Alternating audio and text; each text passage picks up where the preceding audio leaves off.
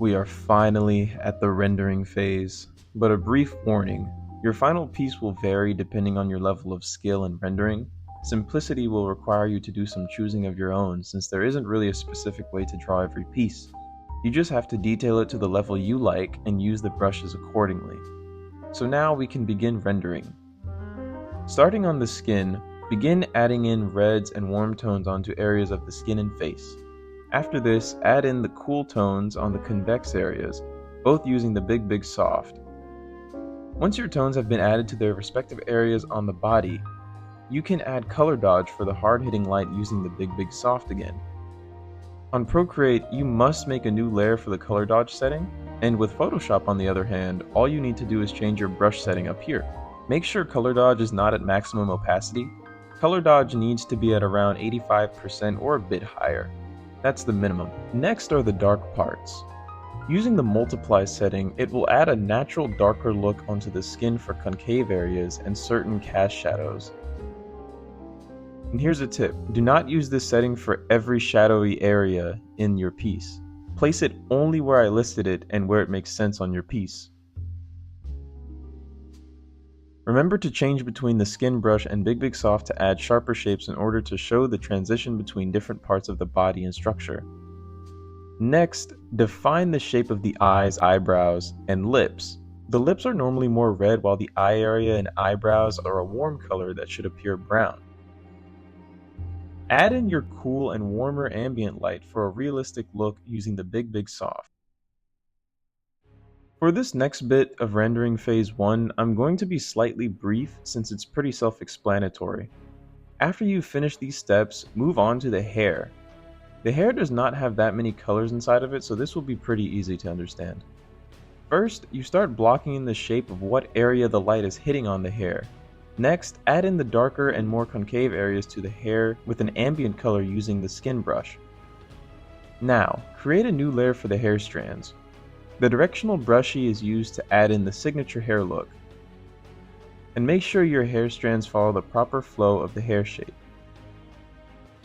Next, add in another layer. Continue adding even more darker parts to the hair and ambient light color using the Big Soft, while also using the skin brush and directional brushy for more hair flow and structure. Erase unwanted shapes of hair clumps and strands to give the hair an illusion of softness and texture as shown here. Add in some small ambient or bounce light strokes on the hairs, then finish off your reflective and open areas with color dodge. And make sure color dodge is done lightly. Once the hair is finished, you can set your brush to multiply and go to your skin layer and add in shadows to the skin from the hair. Now, for the final part of rendering phase 1, we have the background and the elements a part of it. Following the steps from the grayscale phase, remember where your light source is from. Remember to start off simple and kind of intentionally messy, then layer on top for the shapes and texture. Focus on your colors and values the most. Pick out your texture brush and start color blocking. Add in the general shapes and the colors of the material, lighting, etc. And remember to refine shapes with a sharper brush. Take your time with this. It is purely up to preference and you can detail as much as you want. And focus on your colors and textures the most because you do not need to add that much rendering in the background.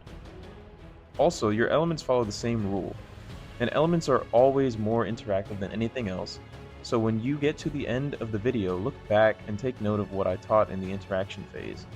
And since the background can vary in every piece, I will just be explaining my personal process in this painting. First, I started blocking in the shapes of the mirror and dresser simply with the skin brush. Second, I began adding texture to the wall with the Brush Big painting brush. Third, I refined the shape of the mirror to give it a wavy, flowy ocean look, which I refined later. Next is the bed. As mentioned in the brush section, I used the soft brush for the illusion of a softer material, and after this I gave the sheets texture and folds with the skin brush, while using the sharper brushes for the pillow. Finally, for my dresser, I took a look at paintings of dressers and mimicked the images, then I used the sharp brush for most of it and turned the opacity of the brush down to give the illusion of a reflective surface for the drawers. Lastly, I used the Brush Big painting brush again to block in respective colors and lighting. Those are the brushes I used for the elements, so we are now 2 parts away from completing the painting.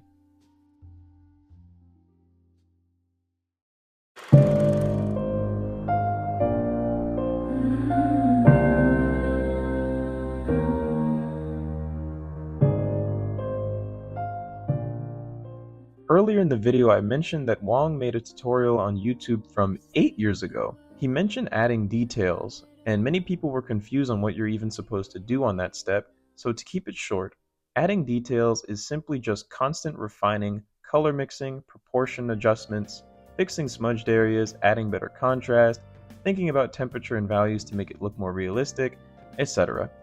So it's basically just personal refinements until you're satisfied with the painting. So continuing, from the skin and face, let's focus on what I like to call enhanced interaction and enhanced realistic lighting. Enhanced interaction is simply pushing the inner and ambient colors on an element to the extreme. A good example is how the shadows on a character sometimes have a very saturated tone of the ambience, and you can also apply this to cool and warm areas. Enhanced realistic lighting is almost the same as enhanced interaction since it mostly is on a character too, but instead you need to focus on focal points and the light off screen. Draw attention to what you want the viewer to look at. An example is Aeolian's face in this piece. The light is hitting from the back, but there's also light on her face from another window. In Lion 3, Lillian's face is casted in shadow, but her eyes appear like they're glowing because of the spotlight. Just focus on what should be focused on and strategically place things that satisfy you in a way that will bring your piece to a fast conclusion. So sharpen up the mouth, eyes, and nose, subsurface scattering with color dodge on the skin, add highlights and reflectiveness to the skin and in the eyes, shape the eyebrows, and just continue layering over with minimal brush strokes and mainly focusing on the right tones and values while blending the cools and warms together to make it look natural.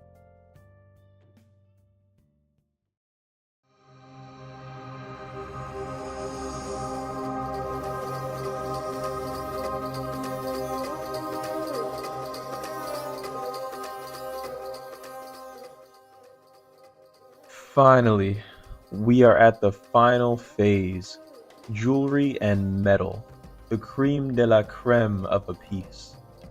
Jewelry is actually the simplest part to draw of everything I've explained, believe it or not. This section literally combines everything I've gone over and will be put into one. But metal will pose some difficulty if this is your first time incorporating it into a piece. So here's some prior knowledge to study before I explain. Starting with jewelry, light and reflection appears almost random since the light hits its metal surface from every direction and bounces into our eyes. For actual metal, remember that the ambience reflection will wrap and stretch around the shape of its surface, and the ambience will be completely unchanged if the metal has a flat surface, which makes the metal identical to a mirror almost. Remember to simplify the background and the reflection to a few brush strokes and focus on having a very good edge control in both metal and jewelry. So let's start with metal first. Metal reflection is from everything and everywhere, including the ambience that the viewer cannot see. So do not copy the actual front view of the painting or it will look off. An easy way to handle this is by creating a simple drawing of what the metal can see, then wrap the drawing around it. Next, based on the color of the metal and how reflective you want it to be, the ambience that is reflected on the metal will not have its same base color and value. So a way to fix this issue if you have made this mistake is by lowering the opacity of the reflection layer to fit it on the metal in order to make it look natural. So let's get into how we actually paint this thing. As usual, we start off by getting the dark areas and lighting correctly with the Big Soft brush. This is your base, and remember to get the lighting from multiple directions. Next, add in the ambient color using the Big Soft first, then color block in with the skin brush for the sharpness. Now we begin sharpening the metal using the Sharp 19-1 brush. This is where edge control comes into play, and this will be a bit of a challenge if you do not understand colors on a skilled level, so take all the time you need. Remember to add some shadows to close metal areas and keep the lighting in mind, because remember, this is metal, not a mirror. So next, grab the respective colors of your ambience and place them strategically in correlation to the structure of the background. And also, remember to curve and stretch the reflection on the metal surface. Add in color dodge for the shininess of the metal, then use the texture brushes to give the metal an illusion of detail following the same methods as I mentioned. Continue refining, and blur the metal if you want, and remember the metal only reflects what's in view of it. Now the final finishing touches, the jewelry. There are multiple different brushes you can use to add in jewelry. but regardless, it still follows the same principles as mentioned. To clear this up, this is not how you should start the jewelry. This is only how Sam draws the jewelry. With that being said, jewelry is simply just small pieces of metal, meaning the metal's reflectiveness may be the color of any part of the environment, whether it be very dark or very light, appearing random. This is because these super small pieces of jewelry face different directions from each other, so they could reflect the hair, skin, sky, etc. So using the skin brush, create small brush strokes in your choice of shape after color picking any part of your environment for the base. Then color pick the environment again for the extra reflectiveness, edit the hue and or value to make sure the metal has good contrast, and next simply make everything follow a certain flow. You can make simple bean shapes to make it appear like the metal has an interesting design, or even add darker or lighter strokes that follow a flow to give it an illusion of volume and detail. Once you're done with this, you can adjust colors easier by setting a clipping mask on the jewelry layer and fixing your jewelry accordingly. Lastly, using any texture brush at your disposal, you can simply set the jewelry layer to clipping mask once more and draw over the metal on a new layer with color dodge on lighter parts to add more detail. So in summary, simply create a base shape and color block, then add small touches of reflection using color pick and follow the flow for it. Then finally end it off by overlapping what you've created with more defined patterns and colors of the environment. I will explain all of these sections in depth in separate videos and on my Patreon once I create it, so stay tuned for that. And with all of my knowledge that I have shared, I bring to you my finished piece.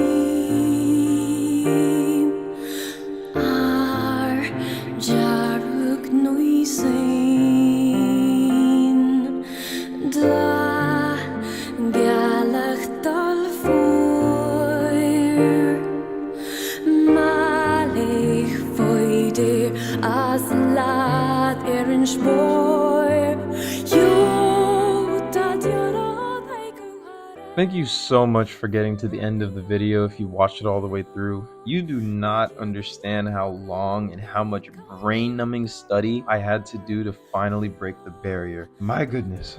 But I wouldn't have been able to finish it if it wasn't for God and the help of amazing people I've met online, the WLOPS community and other discords, because this piece and analysis video has been planned and developed for... yeah. And also, thank you, digital art community. There were so many helpful tips and information that I never even thought about from so many of you all. It helped me tremendously. So, I will conclude this video with these finishing words. If you ever feel disheartened or put down by someone else's work, never give up. You will achieve that thing you envision if you put in the work. Second, never become envious, because envy will literally flip you upside down. And also, Wong, if you're watching this, we must do a collab in the future. So anyways, follow me so you'll be kept posted with all of my new paintings, and I will make new videos in the future for you all soon. So join me on my art journey, because this is just the beginning. And thank you so much, Wong, for inspiring artists all over the planet with your skills. The art community cannot express it enough. We love you. And finally, to the art community. A new wave has probably been opened with the amount of things that is happening, and even with this video. So just create art and have fun in whatever circumstances you may be in, and I will explain all of these sections in depth on their respective videos along with my Patreon, so stay tuned for those. And with all of that being said, more pieces soon.